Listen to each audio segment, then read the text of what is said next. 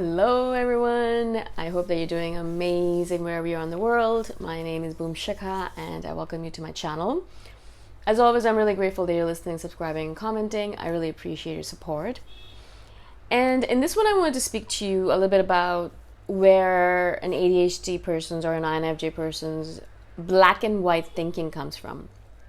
I was speaking to an ENTP recently, ENFP actually, and as soon as I told her that I do videos about INFJ, she's like, oh my god, I dated an INFJ, and it was like really beautiful but also really, really troubling at times. And a lot of the troubling things that she said came from black and white thinking.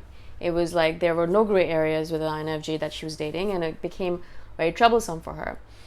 And that kind of started getting me thinking, like how or why do we do this? Why do we have black and white thinking when we know that the world can be a very complicated place, that people are extremely complicated and not just black and white, that everything has immense gray areas associated with it? Why do we constantly make this mistake of thinking that it's either this or that? Either you're with me or you're against me. Either you're a good person or you're a bad person. And it kind of reminds me of this movie that I was watching, or a show. Where was it from?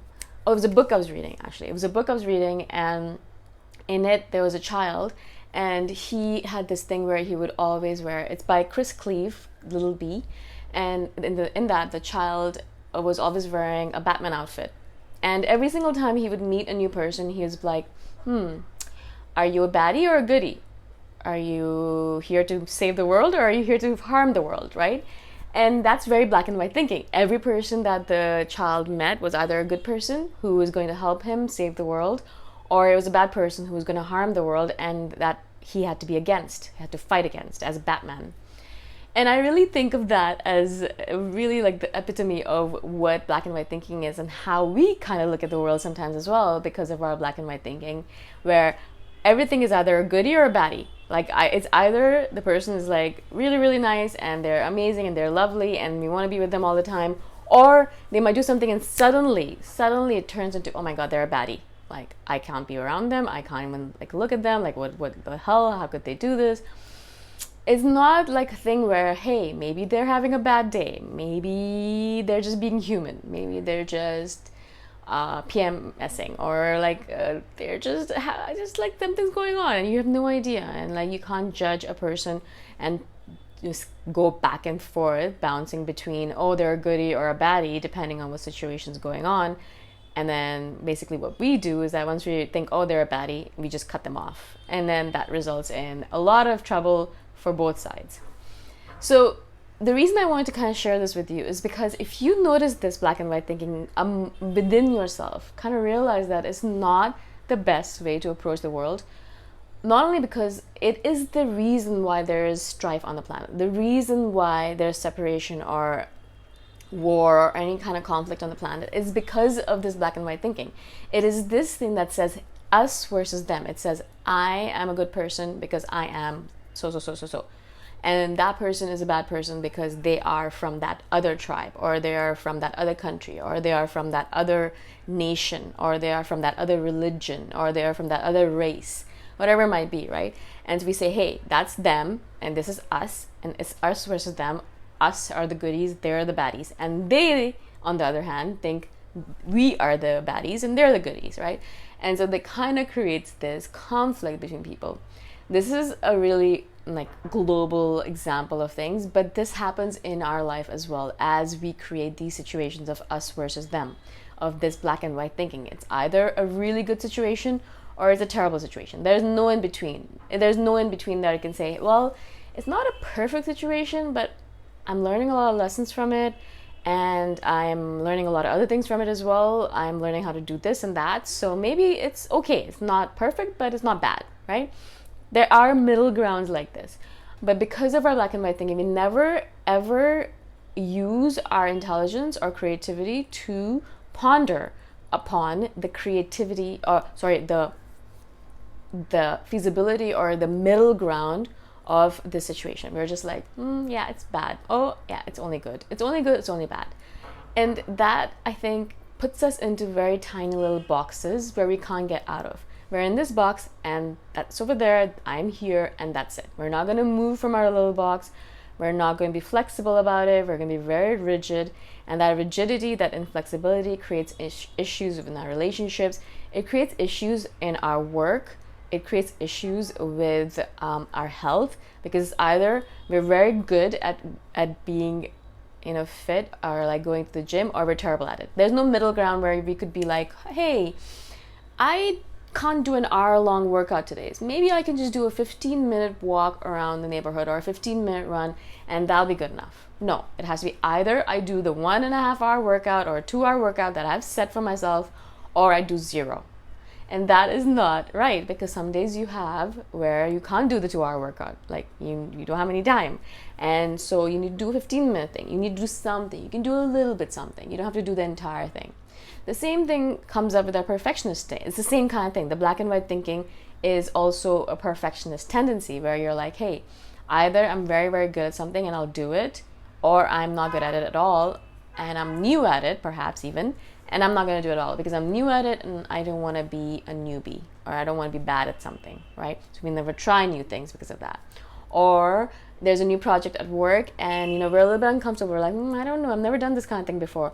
Because I know I might not be good at it right away, we don't even attempt at it. We say, no, I'm not going to do this project. You can do it. Someone else can take it. I'm not going to take on it because I'm afraid of making a mistake.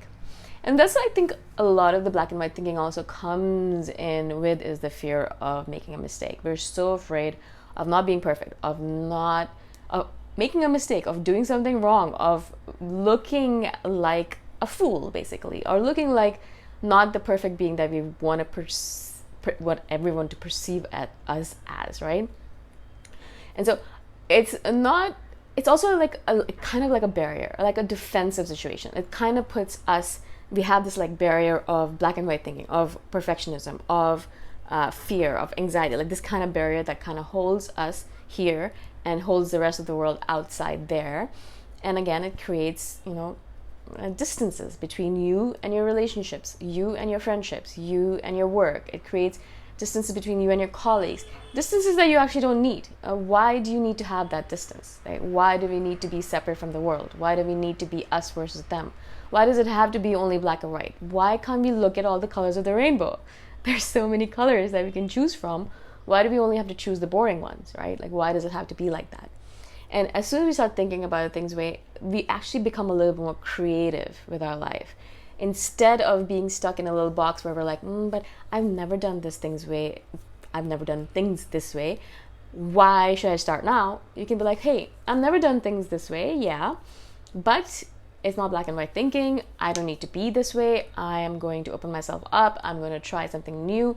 I'm going to be creative about it. And I'm going to try maybe a lavender today instead of black or white. I'm going to try a pink today. Yeah, for example, you can be like, well, on the weekends, I always do this. I get up and I go here and I go there and la la la. I have a routine. I have a set routine. That's it. It's black and white. That's it, right?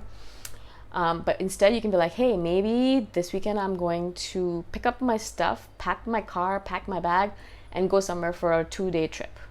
It's a really, really random thing to do, but it's just about being creative. I'm not saying that you have to do exactly this thing. I'm saying that it's just about being creative, about pulling yourself out of that black and white box, being like, hey, this is not the only way to live in this world, and to kind of move towards something that's a little bit easier. Now, I understand why we do black and white thinking. It's easier for us because we have a hard time understanding the world. We have a hard time understanding people. So we're like, hey, black and white thinking makes sense because then we don't have to really understand people. We can be like, hey, either they're this or that. We don't have to be like, they're not this or that. They're actually something else. But what is it? Yeah, people are complicated. In order to uncomplicate the world, we put them into these black and white boxes. But the world is still complicated. Even if you try to uncomplicate it using this random method, it's still going to be complicated, and your relationship is still going to be complicated with it. It's just going to be really hard for you to deal with the world because you're not even trying to understand how it is. You're not even going to try and understand how your relationship is. And so that will trouble the other person because they're like, hey, this is you. I put you in this box. You can't get out of this box. Whereas they're not even in the box. They're somewhere out there, far away from the box, because they're not even in the vicinity of that box. You just created that box to understand them better, but it actually doesn't make any sense anymore, right?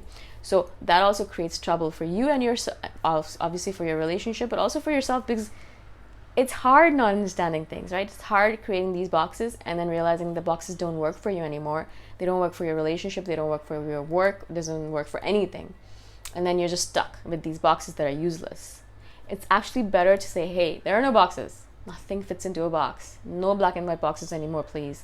I know everything is just random and everything is gray, or all the colors of the rainbow, if you can imagine. And so I'm going to at least try to understand a little bit of what's going on. And if I can't understand, I'm going to ask, what color of the rainbow are you? I know you're not black and white, so what is it? How do I deal with you? What do you do? How do you want me to talk to you? What do you want from me? What is it that you want from this relationship? Questions, communication, all that helps. Again, we're not good at that. So instead of communicating, we're like, I'm just going to put you into this box and pretend like that is who you are. Again, it does not work. And so the black and white thinking, black and white boxes, they don't work in many different ways, many different ways in every aspect of your life. If you have imagined so that you're like, oh, this works really well for you. Maybe not. Maybe when you're investing or dealing with finances and numbers, maybe black and white thinking works well because it's just basically numbers. But even so, if you've looked at the stock market, you know the stock market is not just about numbers, but about emotions, about psychology, about the psychology of the people involved, about the market, about the economy. There's so many non-black and white things that are involved in it, and a lot of gray, a lot of color, right? So even something as numerical as investing is also not black and white. So can you imagine how complicated the rest of the world is? I hope this helps a little bit. I'm not saying that I've given you all the answers, but I have at least hopefully started you getting. I want to just start you to think about this stuff, to be a little bit more creative with the small things and start off with the small things. And if you put something small into a black and white box, then say, I'm not going to do that anymore. I'm going to try and be more creative with this. And then little by little start expanding into creativity into the rest of your life. Instead of being a black and white thinker, try all the colors. Try a little bit of a baby blue. Try a little bit of a baby pink, or whatever your color might be, and then move slowly towards that. Again, I hope this makes sense. If you have any questions at all, please let me know. Again, I'm really grateful that you're listening, subscribing, commenting. I appreciate all of you, and I hope you're all safe and sound and happy and healthy wherever you are. I shall see you in the next one. Bye for now.